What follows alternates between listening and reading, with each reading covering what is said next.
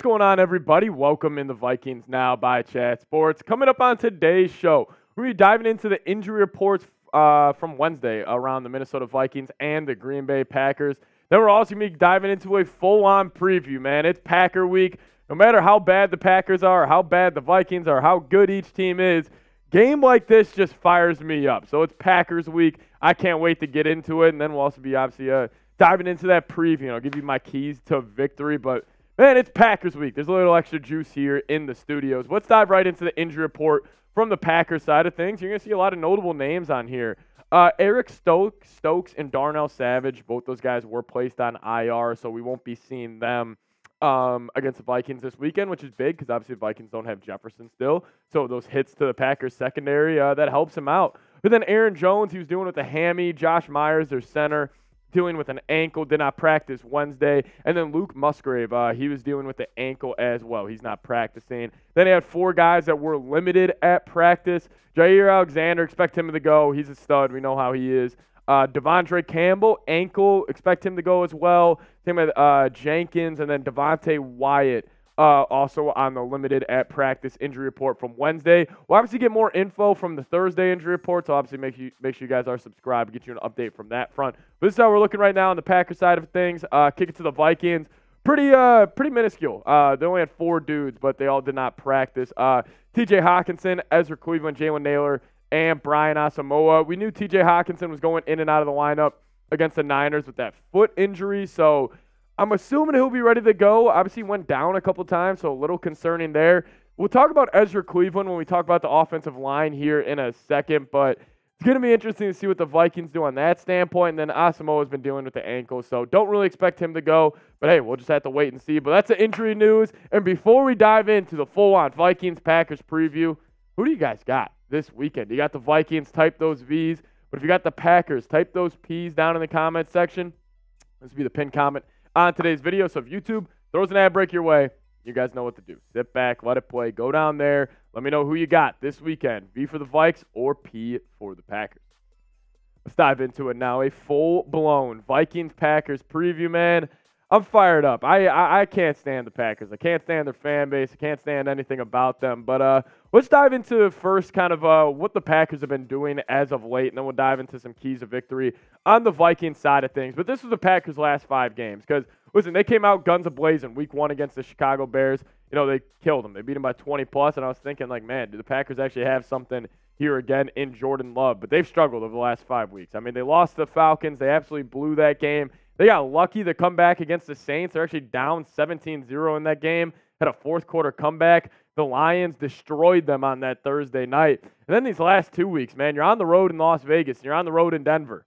They lose both those games, and their offense has really, really struggled. And that's what we'll start here. Packers offense, it is not a good offense. This is not the same Aaron Rodgers, Matt LaFleur, strong running game offense. And I'm honestly shocked. Like, it is so crazy to me, like the first time in a very long time, at least under the LaFleur era with the Green Bay Packers, that they don't have a running game. Listen, they got a pretty good tandem of backs in Aaron Jones and A.J. Dillon. They've always had good offensive linemen, but only averaging 90.8 rush yards per game. That's where they rank. I mean, listen, they're in the 20s for most of these. 17th in points per game at 21.7. But overall, this is not a good Packers offense. This is also skewed because the first week they dropped 40+ on the Bears, but their strength by no means is the offense. So I do think actually Brian Flores should be able to take advantage of that. But kick it to their defense where they all match up here. Again, not too good on that side of the football. Obviously, they do have a good secondary, so the passing yards per game, they are top 10 from that standpoint. But listen, I don't really think the Packers, if you look at this matchup on paper, the Vikings should win this game. I mean, the Packers, they're 17th in points per game on offense, 21st in points per game on defense. Listen, the Vikings should win this game on paper, but, you know, my biggest concern here is the Vikings have been bad historically following big-time losses.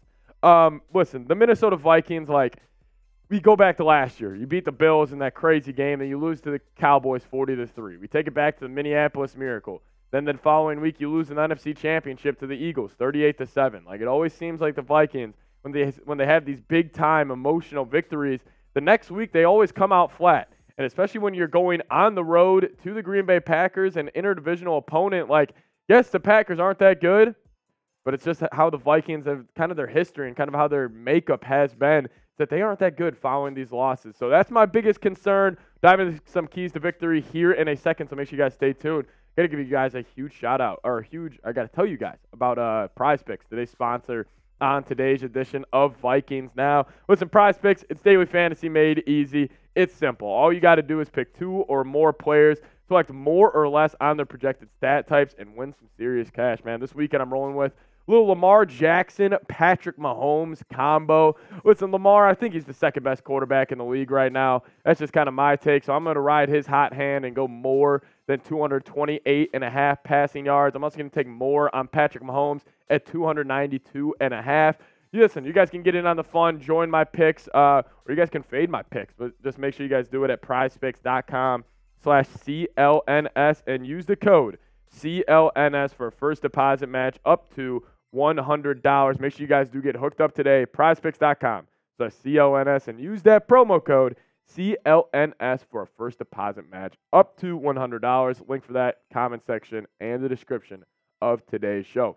So keys to victory. How do the Vikings get a win in Lambeau Field this weekend? Number one for me, let the big fellas up front eat. This offensive line, first time in my lifetime, I can actually say that the Vikings have a good offensive line, but these dudes have been cooking all year long, and they really cooked up against the San Francisco 49ers. But listen, we got to talk about it. What is the offensive line going to look like? So ideally, what you guys are seeing right now, this is my ideal, I think, starting offensive line for the Vikings, but it's going to be interesting to see what they do with Ezra Cleveland because he is dealing with that ankle injury. And we saw Ed Ingram. Right now, he is the starting right guard, and we moved Dalton Risner to the left guard. But Ed Ingram's really improved this play, and maybe he could kind of solidify himself like, hey, no matter what, I'm the starter at right guard for the rest of the year. But if I had to pick a unit right now, it would probably look like this and still put Ed Ingram to the bench. But, man, if Ezra's kind of nicked up right now, put Dalton Risner at left guard and keep riding the 5 that dominated the 49ers. Because, listen, I think the Vikings, like, in these big-time road games and everything, like, lean on your offensive line. Lean on the big fellas. Because, listen, your run game will travel. Your defense will travel. It's been that old age saying in the NFL, like, you know, run game and defense travel, but it's always tough for having offense travel. Well, let's lean on the big fellas, lean on the Vikings offensive line this weekend, and I think they could be very successful. So that's my number one key to victory. Let the big boys up front cook, and I think the Vikings could be very successful. But number 2 for me, again, this is chalk. Just let 99 dominate again. I mean, he's leading the league in sacks. He's one of the best edge rushers in the league right now. I think he's top 5, undisputed, and he's had a monster year so far. I mean, in 7 games, he's got 9 sacks, man. I mean, he's just been dominant. 34 tackles. He's also got double-digit TFLs, which I kind of did not expect from Hunter coming into the year, but man, he's been great in the run game as well. Also 2 pass breakups. He's always good at getting those big old arms up in the air when the quarterback's passing. But, man, especially against Jordan Love and the shaky offensive line, like, you got to lean on Darnell a little bit. And, listen, old Darnell's back. Like, I think last year the transition from a 4-3 defense to a 3-4 kind of hurt him a little bit and took him a couple weeks to kind of get his feet wet, apparently. But, yeah, listen, I thought Darnell Hunter, I think he's looked great so far this year. He's a top 5 edge. Go do it again. Go sack Jordan Love a couple times, and I guarantee you the Vikings will get a victory this weekend. Let's talk about TJ Hockenson. Yeah, I'm sorry, TJ. Listen, we were very mean to you on this channel for the first 6 weeks of the year, but you had your best game of your Vikings career against the San Francisco 49ers. I mean, he was huge, especially on that first drive of the game. He had 2 big receptions that went for 40-plus yards. Like, overall, he had 11 receptions for 86 yards. I will say the one thing with Hockenson, I want to see Kevin O'Connell use him more, you know, up the seam a little bit and kind of let him get more going in like an explosive passing game. I think they use him too much on like flat routes and like short little slants. So, listen, he was great. Let's use him in a more explosive fashion. I think TJ could. I mean, man, he's one of the best tight ends in the league. Let's use him like it. He's the highest paid tight end in the league. Use him like that. So let's get him going downhill a little more. But Hockenson, just do it again, my friend. Number 4 for me. Again, listen, it's not like Madison was bad by any means against the San Francisco 49ers, but I've been saying this for, it feels like months now. Let Cam Akers and Ty Chandler cook. Listen, what was I just saying earlier? How good this Vikings offensive line has been. They have been. They're the number 1 rated pass blocking unit in the league, and they're number 2 now in run blocking. Well, then why can't the Vikings run the football this year? I mean, they're averaging 74.9 rush yards per game, It's just terrible. I mean, 3.9 yards per carry. Like, I think a lot of times, like us NFL fans, when like our team is not a good like rushing team, we automatically say like, oh, it's on the offensive line. It's on the offensive line. I think it's the opposite with the Vikes this year. I think the offensive line's been good. I just think the running backs have been missing holes. I think they've been leaving a lot of yards to be gained. It's going to be interesting to see when the rushing yards over expected come out from ESPN at the end of the year. Like, how many yards Alexander Mattison actually left on the table. And I swear, anytime I see Cam Akers and Ty Chandler get the football, I just feel like they cook every single time. So, again, I've been saying it every week. Let's get Cam Akers, get Ty Chandler. Let's get them some more carries.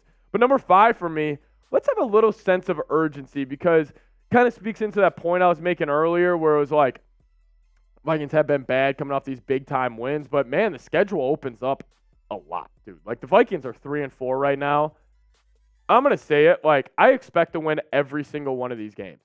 And then also week 13, not listed here, it's the Las Vegas Raiders. So, Packers, bad football team. I say you win. I mean, literally, you could win your next 6 games and get the 9-4 on the year, which would be fantastic. Do I think that's likely? No. You'll probably drop one of these. But, man, if you're the good football team like you say you are and you say you're a Super Bowl contender, you should run these 5 teams because these are 5 bad football teams. These aren't like even like a sneaky team like the Chargers where they have a bad record but a talented team.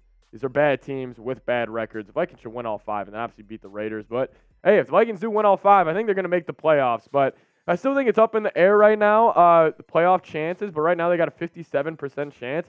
Maybe you guys agree with me. Maybe you guys disagree with me. But I probably got the Vikes making the playoffs right now. I think the top 6 in the NFC are pretty much locked in because, like, Philly and Dallas will take 2. NFC South team, whether it's the Buccaneers, Falcons will take 1.